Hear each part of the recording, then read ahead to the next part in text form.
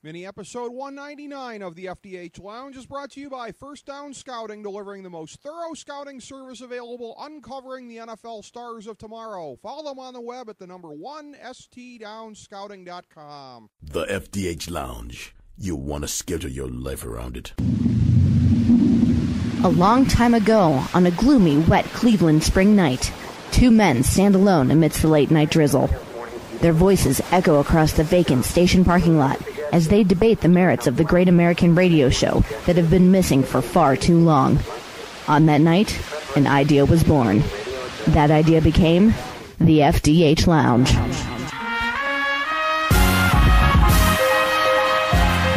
Welcome to the FDH Lounge.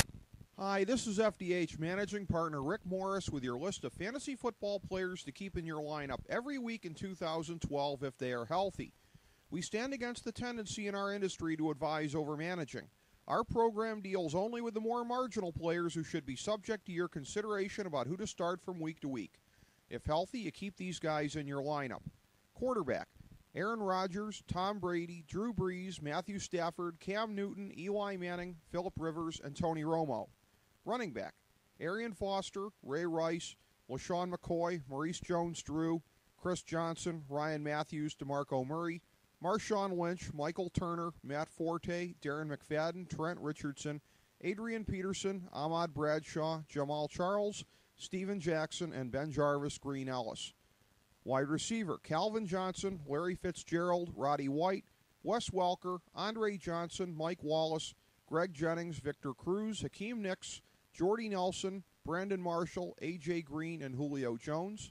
Tight end: Rob Gronkowski, Jimmy Graham, Vernon Davis, Jermichael Finley, Aaron Hernandez, Antonio Gates, and Jason Witten. Welcome, folks. It's FDH Lounge mini episode number 199, the FantasyDraftHelp.com insider. Rick Morris, Kyle Ross breaking it down for you here.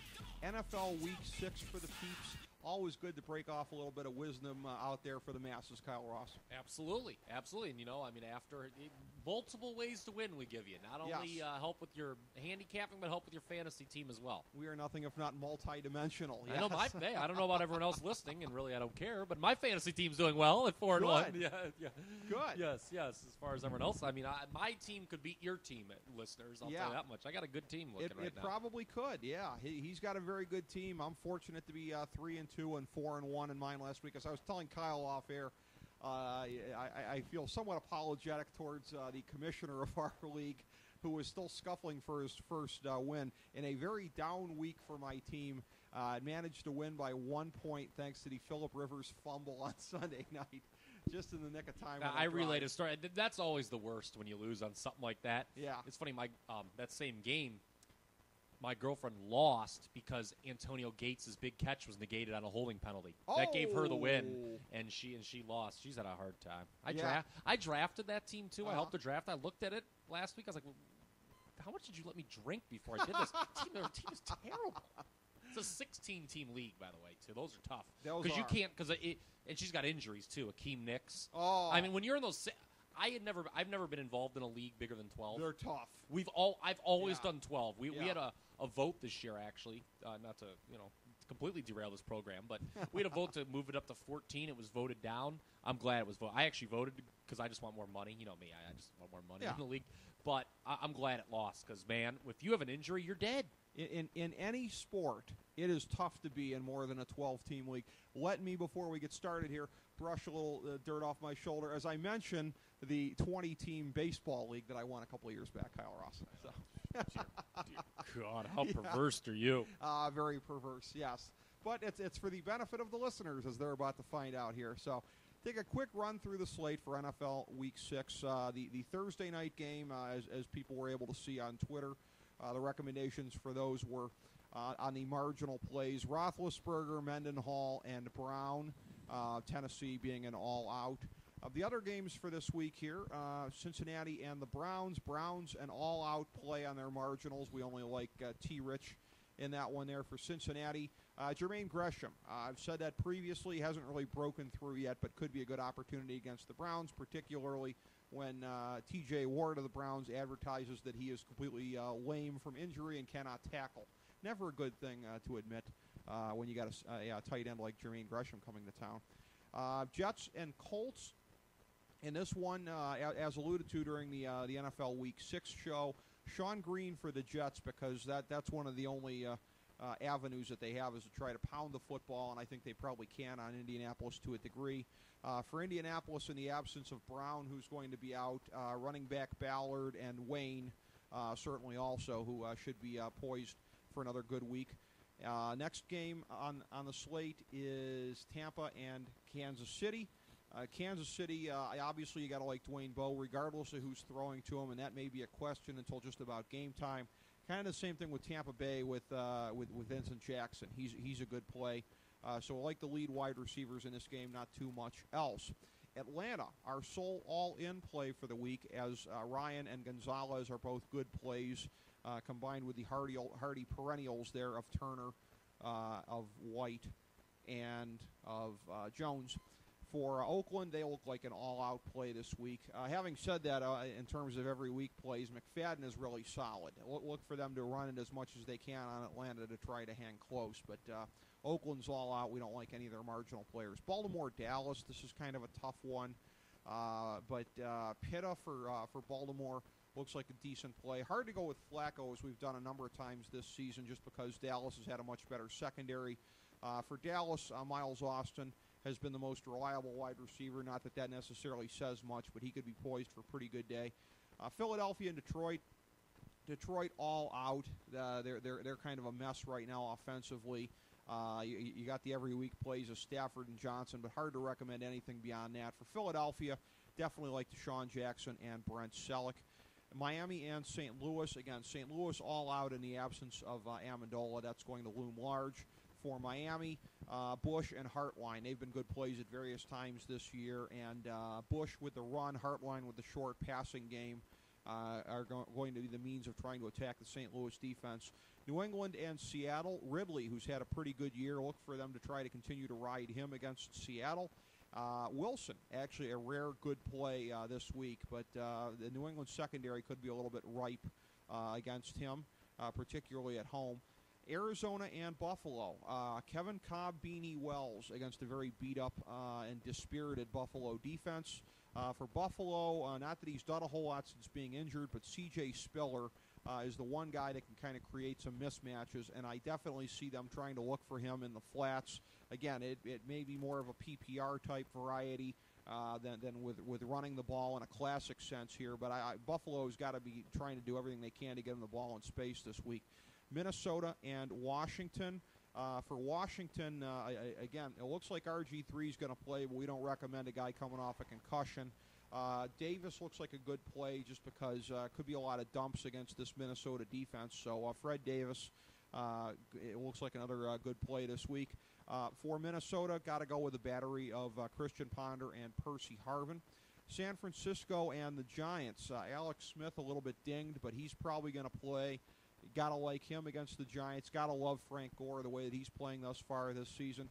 For the Giants, Dominic Hickson looks like he's going to be okay. That wide receiving core is kind of banged up, and Hickson looks like a very good play there. Houston and Green Bay on Sunday night.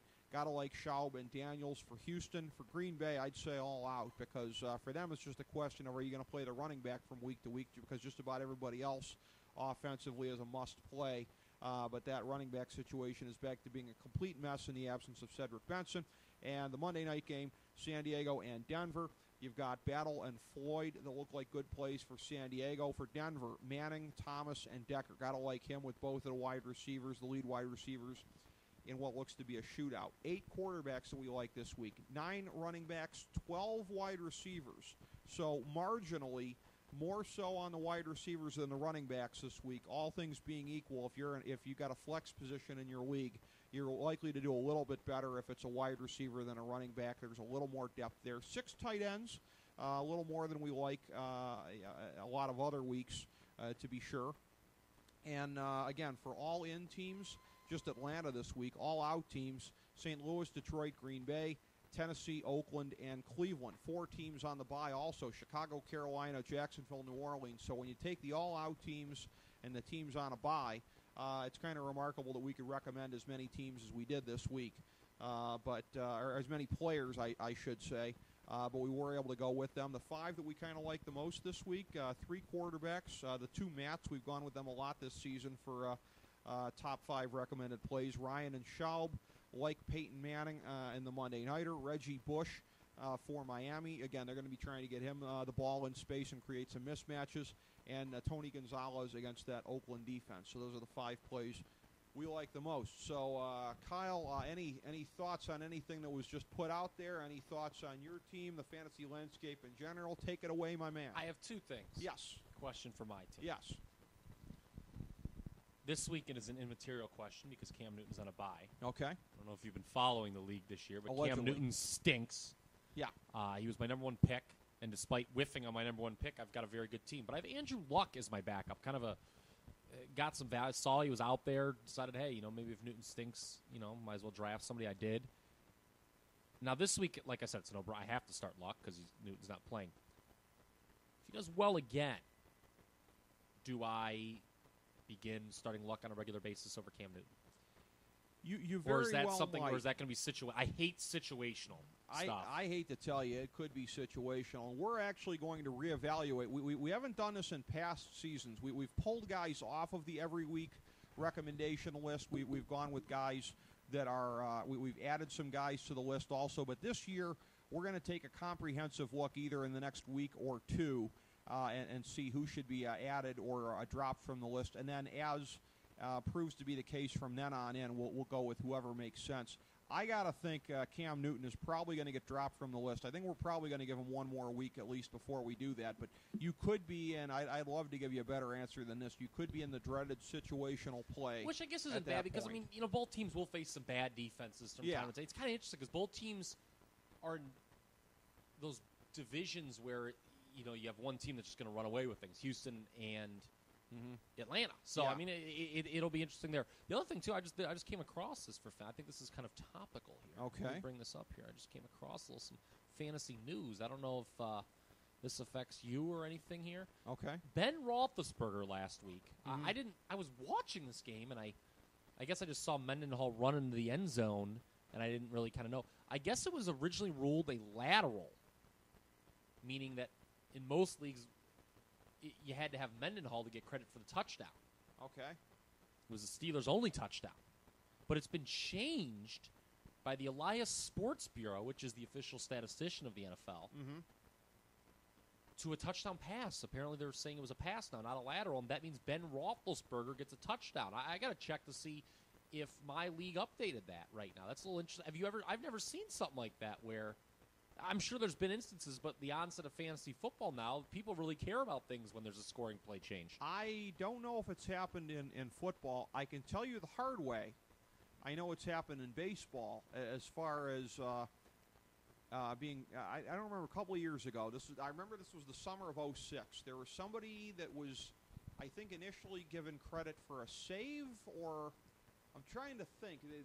Sometimes you can be a little bit fuzzy on what would constitute a win or a save. Sure. It was something where they reversed it after the fact, and what happened was, and I remember this was the last year I was commissioner of my baseball league because I quit after this, because I got this angry hate mail, and from somebody that I consider a friend of mine, but somebody with a short fuse. He co-owned the team with his son. He's like, why are you screwing me and my son? I went in here and it said it's a loss, and what did you do? What did you personally do in there? I was like, I didn't do crap. What are you talking about? And then I go in, and it was ruling and everything like that, and I was like, you know what? Screw you. I quit. So wow, okay. I said in baseball it's happened. In football, I don't think it has. Okay. Not in my memory. I want to see. I want to see if they changed that in my league. I mean, this might be too new. They probably did. I'm going to take a look at this to see. Real glad I wasn't playing against Roethlisberger. Real glad I was playing against Rivers last week with that team where he came up short. This was a close game too. Okay, they do it. They have it reflected. That made it the Hearts go. My good friend Josh still winless on the year, even though with that touchdown he still lost by a close margin. Ooh, tough break. That is. Interestingly, he had Rashard Mendenhall on his bench. Although if you draft an unrepentant rapist for your team, there's a moral case for saying you don't deserve to win a game anyways. No, come on. That was not proven. That was not proven. Of course not. Well, the guy went to J.Crew U and plays for the Steelers. I have 2 reasons to dislike him on top of his bathroom habits. Boy, here we go. So, yeah. Might have been just trying to tell her she was in the wrong room. I don't know. Any narrow confines that you're in with Ben Roethlisberger is the wrong room if you're a female. Here we go. Okay? Right. Yeah. Okay, Something's going to happen against your will. So, yeah, that's an interesting scenario. I'm not really familiar with it in recent football history, but it is something that has happened, previously, at least in baseball. I think in baseball, but with scorers, official scorers in games, you're a little more likely to get that kind of thing if there's a reversal. Daily, too. Yeah, football, it's just, you rarely see something like that. So. Yeah, okay, I just wanted to bring that up. All right. And just to let the peeps know also, you can go check it out at the main page at fantasydrafthelp.com. Just on the off chance we do have any kind of a hockey season this year, Fantasy Hockey Draftology 2012 now available for download, as well as Fantasy Hoops Draftology 2012. I'm looking forward to the NBA. No one likes the NBA more than I like the NBA. We've got in there, and we've got my picks for the season, Kyle Ross. So we always put non-fantasy content in these things as well. Maybe I'll have to contribute something to that. Yeah, well, you'll be able to see just everything. I have a prediction too. Yeah. Bow down to the king. Bow down to the king. I think there's a Mamba bite coming for the king this year, here we go. my Bow friend. down to the king. Well, you're going to get your beloved NBA Finals that you're looking for, Mr. ESPN. Well, they did the Heat and the Lakers did. If it is truly a Heat Lakers final, we can all rest assured at night. They did it the old-fashioned way. They earned it. Kyle, you're very good at trolling the audience, as you proved yet again there. I don't know that CM Punk could troll anybody better on a microphone than you just did. They earned it. The old-fashioned way. You want to give me a LeBron James best in the world? Hey, you said it. Nice physique, too. Guarantee you didn't eat 3 Brazier burgers for dinner. No, probably not. Probably not. But anyways, yeah, you can find that on the main page, Fantasy Hoops Draftology 2012 and Fantasy Hockey Draftology 2012. Any closing thoughts on fantasy football for this week, Kyle? I don't think so. So All go right. my team. All right. Go get them, everybody. Go get your value on. As we bring the show to a close, we would like to extend our deepest gratitude to NBC, CBS, ABC, Fox, all Clear Channel affiliates, TNT, TBS, USA, UPN, Deadspin.com, YouTube.com, YTMND.com, MySpace.com, various blogs, Fox News, CNN, CNBC, MSNBC, IamBoard.com, Billboard.com, Google.com, ESPN, ESPN2, ESPN News, ESPN Classic, NBA TV, NFL Network, Sports Time Ohio, Athlon Magazine, Comedy Central, Cartoon Network, The Boomerang Channel, QVC, BET, The Spice Channel, Steno Notebooks, Manwich, Papermate Office Supplies, waitresses, strippers, bartenders, garbage men, janitors, microwave popcorn, the writers of The Office, Scrubs, Entourage, My Name is Earl, Oz, Metalocalypse and the Boondocks, Aquafina, and the Periodic Table of Elements.